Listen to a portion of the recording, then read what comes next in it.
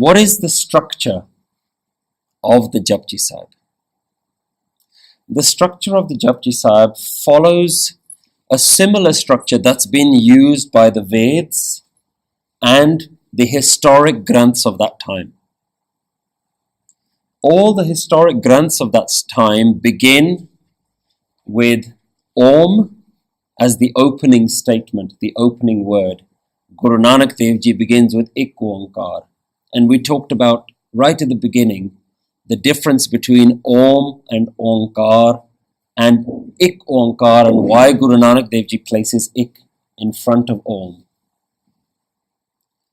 Then it begins, as in all the historic granths and the Veds at the time, it begins with what is known as Mangala Charan, the opening statement. And within the Japji Sahib, the Mool Mantar from Ik Oankar to Gur Prasad is known as Mangala Charan. And Mangala Charan is an invocation. It is a praise to the one who you're going to be talking about. It's your opening prayer.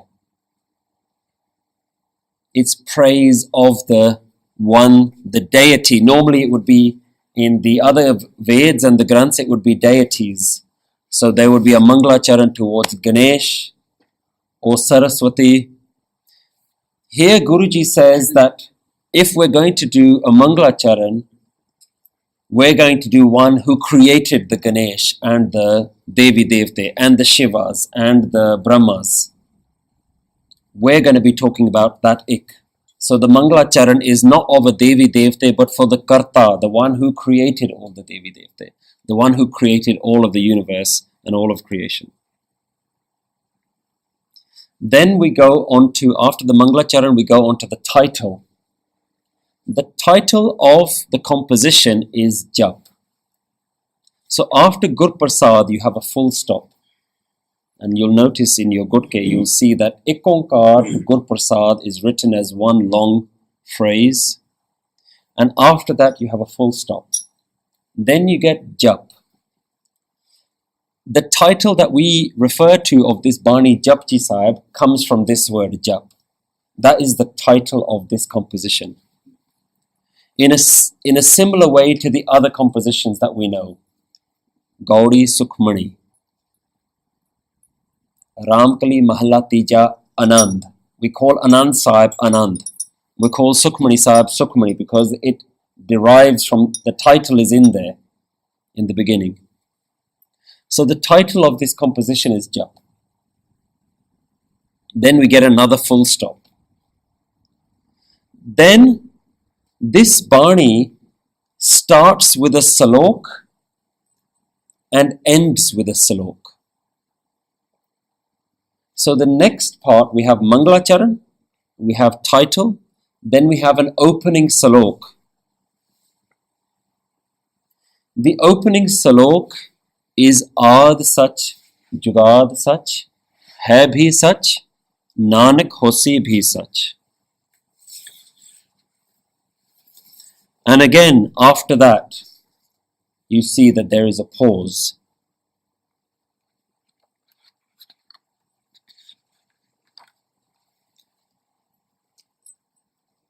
So if you look in your Gutke, if you're following it along, you'll see that you see title, Jap, full stop. Aaad sach, jugaad sach, full stop. Hai bhi sach, Nanak hosi bhi sach, full stop. So this salok is made of two lines. Aaad sach, jugaad sach, hai bhi sach, Nanak hosi bhi sach. So that is your opening salok. And it ends with number 1. That's the end of salok number 1. Then there are 38 pauris or 38 verses. This is the content of the Japji Sahib. This is the main content of the Japji Sahib.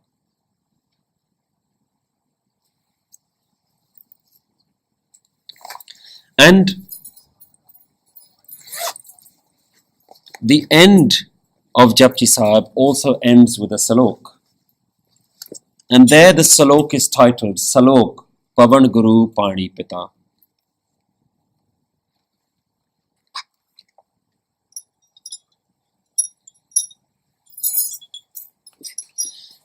So the last salok actually says the word salok in there. But the opening salok doesn't say the word salok. It doesn't say Gur Prasad Jap Salok Aaad Sach Jugaad Sach. So how do we know that this is a salok? This same salok appears in Sukhmani Sahib as well. At the beginning of Ashtapadi number 17, it says salok Aaad Sach Jugaad Sach Hai Bhe Sach Nanak Hose Bhe Sach. There's a slight difference in spelling, but that's how we know that this is a salok. This isn't a pauri. This isn't a verse of Japji Sahib. This is not the first verse of Japji Sahib. This is a salok. It stands alone.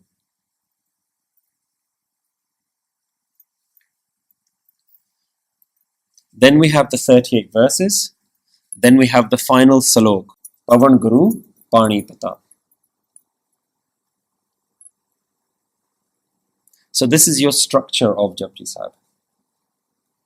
So we've taken an understanding so far. We've started this journey. The journey started with Ik, and it took us all the way through to Gur Prasad, and we talked about what is Guru.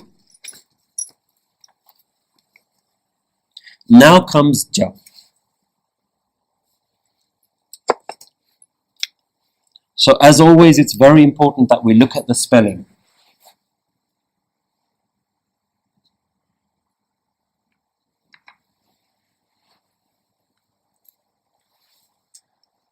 This spelling of Jap means the chant, the recitation, the understanding. Remember we talked about words that end with onkar mean that they are a noun, which means this is a name. This isn't an instruction. This isn't an instruction saying recite. This is the recitation, the chant. Another meaning of the word jap is to know. Another meaning of the word jap is to know, the understanding, the knowledge. But this is a noun and this is a singular word.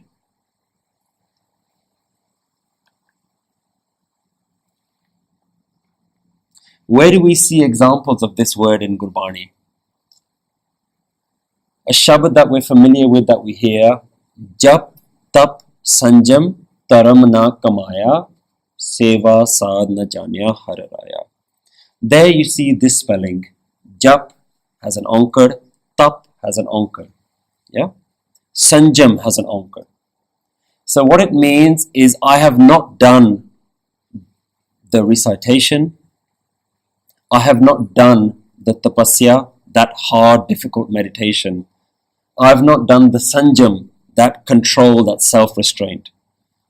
Taram has an onkar. Jap, tap, sanjam, taram, nakamaya. I have not done these things. So these aren't actions. These are saying these nouns, these specific entities, I have not done them. I have not earned them. Jap, tap, sanjam, taram, nakamaya.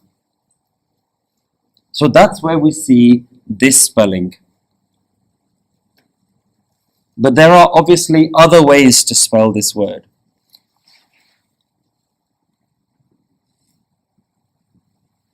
Another way to spell this word is without the onkar, and any word without the onkar is called mukta. Mukta means free. This then becomes a plural word. If onkar is a singular word, the mukta word is plural. So the word jap, which is mukta, means chants. It's plural, chants, all chants. And we see this spelling when we see the shabad asank jap, asank paul. Asank means countless. Asank jap, countless recitations, countless chantings, countless chants. There we see this spelling. Now it makes sense why it's a plural word. This is a singular word. Jap, tap, sanjamna, taramna kamaya.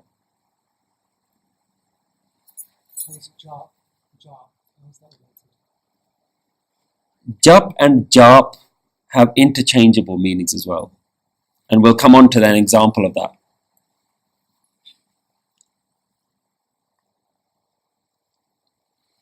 There's a third way to spell this word,